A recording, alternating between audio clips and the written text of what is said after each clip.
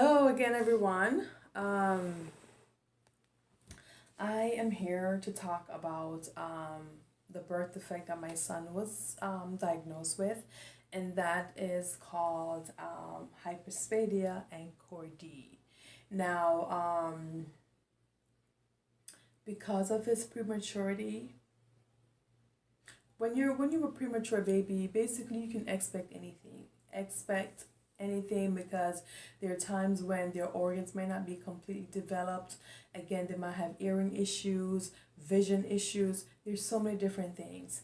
And so he was born with hypospadia and chordee. And basically, what that is when the urethra is not completely developed the way it's supposed to. So his, say for example, if this was his penis, then his urethra was right here instead of right here. And so with the chordee, that put a bend in his penis as well. And so what the doctors told me is that one of the reasons why they were not able to circumcise him is that they will need that extra skin to help form the urethra to bring it to the tip of his penis where it's actually supposed to be. I did extensive research on this, okay? When I say extensive, I mean extensive. And so I've seen so many horror stories with parents who've actually gone through it with their child. There was one that I saw where a child was seven, this little boy who was 7 years of age, and he at that point had about 5 different surgeries, okay? And none of them helped. Not one of them helped. He still had the issue with his. And so there were some kids whose urethra was so much lower than my son's. I mean, it's just crazy. I've never heard about it before this, never. But just reading about it, you're like, okay, I didn't want to have to put my child through that. I felt like he already been through so much, being in the NICU, and then having to go through this now again. And so when I spoke to the doctors about it, I'm like, okay, so what if we decide not to go through the surgery? What would be the long-term implication of that? And they just let us know that when it comes to urinating, he will not be able to stand up and urinate. And if he did, then the urine will flow because of the bend and because of where the urethra was located. Instead of going forward, it will go down. So that means he will have to sit down to use the toilet. And then with the chordee, with his penis being bent, then she said when he becomes much older, he would not be able to to have like an active or healthy sex life because his penis is so curved up like that, and so down like that, should I say. And so she informed me that the surgery is definitely necessary to get all that corrected. And so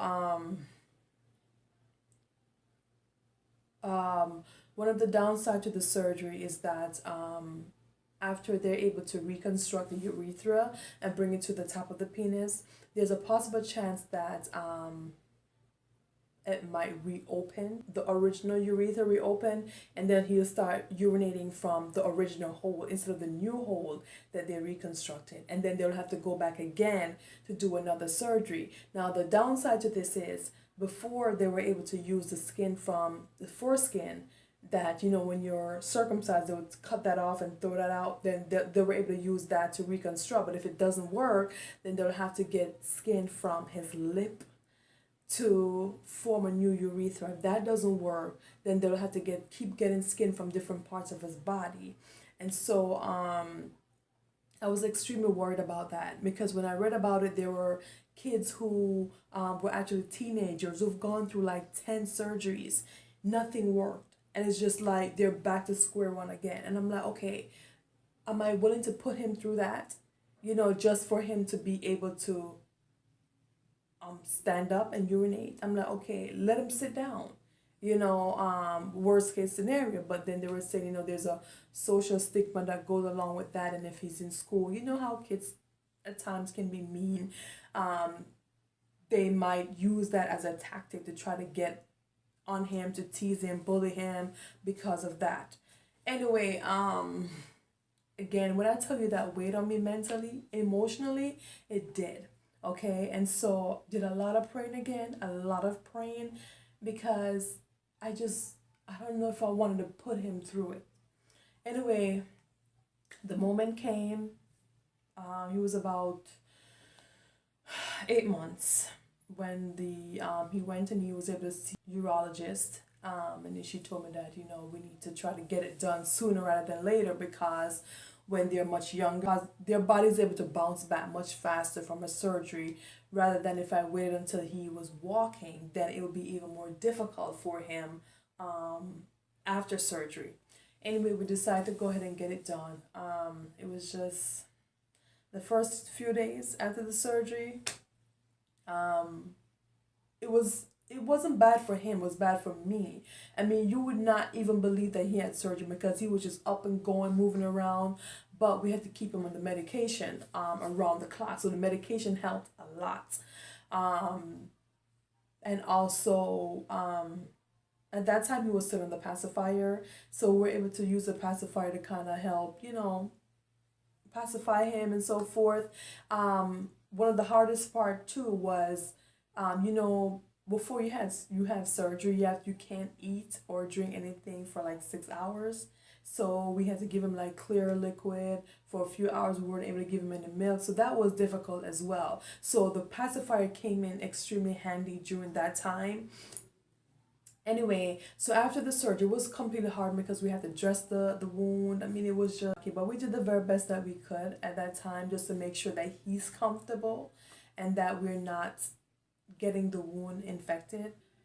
We went, they took the dressing off, but then we noticed that when he was peeing from two holes. So the original hole and then the new hole that they created.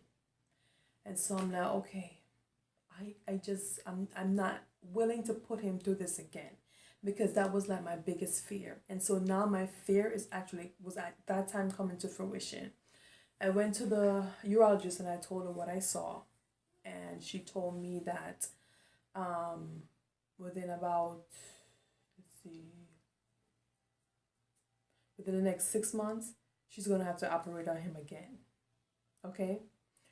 And so during this time, another thing came up. We found out that one of his testicle did not descend, so they will have to go in and operate on that. And if they did not, then there would be a great possibility of him developing cancer later on. And so I'm like, okay, again, it's like something else. So it just seems like it's just one thing after another.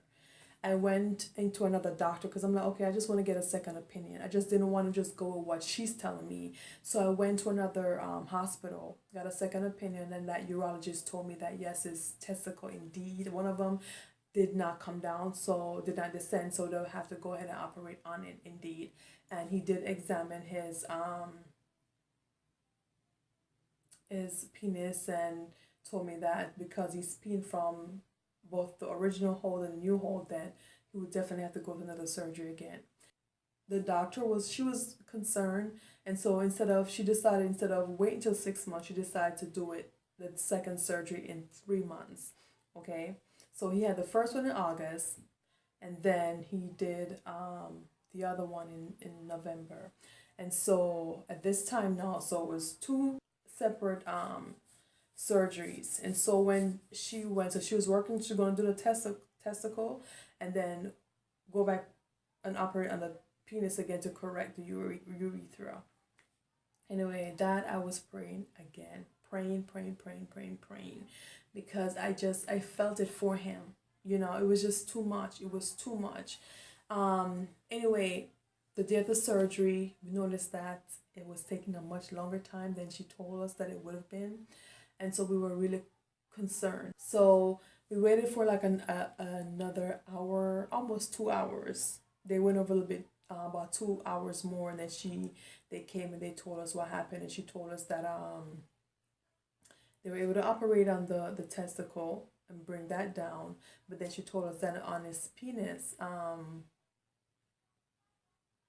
the original hole that he was peeing through along with the new hole, she said when they went and they tested it, the original hole was actually closed. he is only urinating through the new hole that they've created. And she was like, I have never seen anything like this before. I guess for her, she was like in complete disbelief. But for us, we knew it was nothing but prayer, okay? Because I was like, Lord, I just don't want to have to keep putting him through this.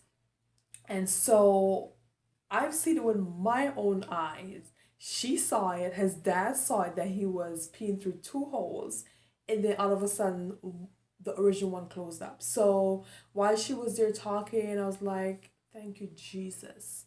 Because I'm like, Lord, I just couldn't go through anything. I couldn't put him through anything else. And I don't think I could have gone through anything else. It was just too much.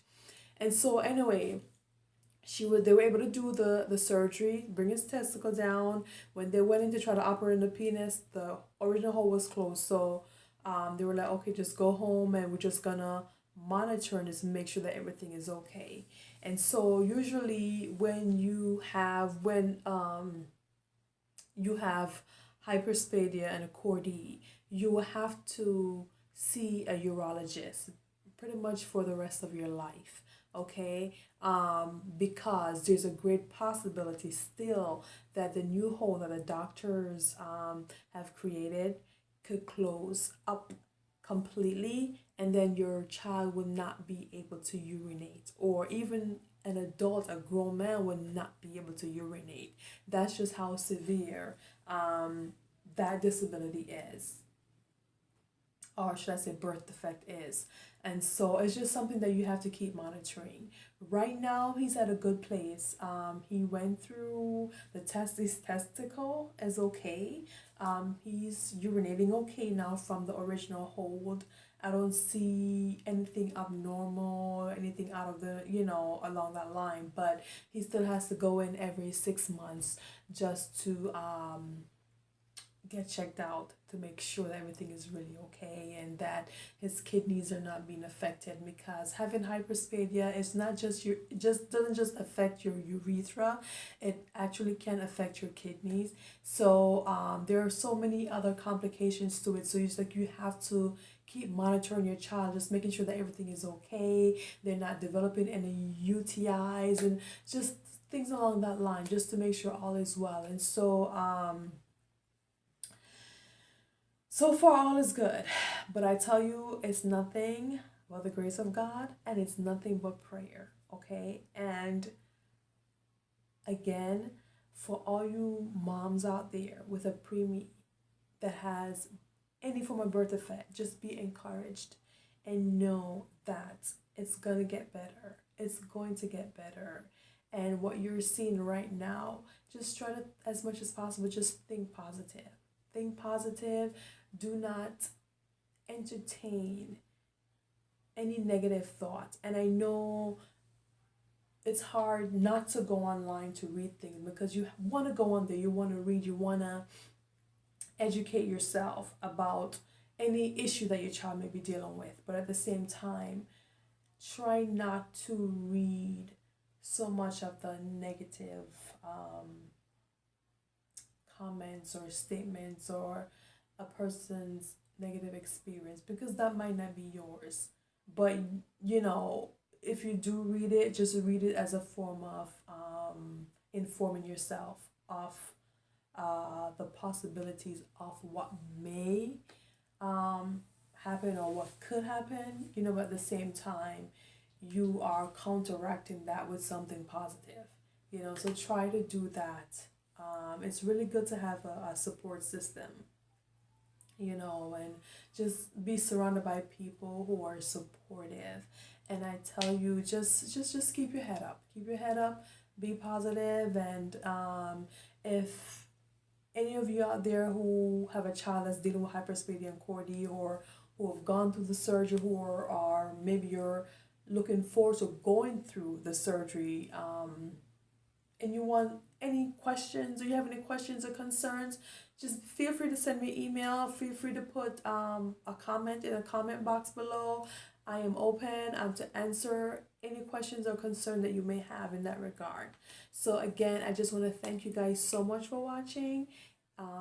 Remember to rate and also subscribe. Leave a comment, and I'll see you in the next video. All right? Talk to you later. Bye-bye.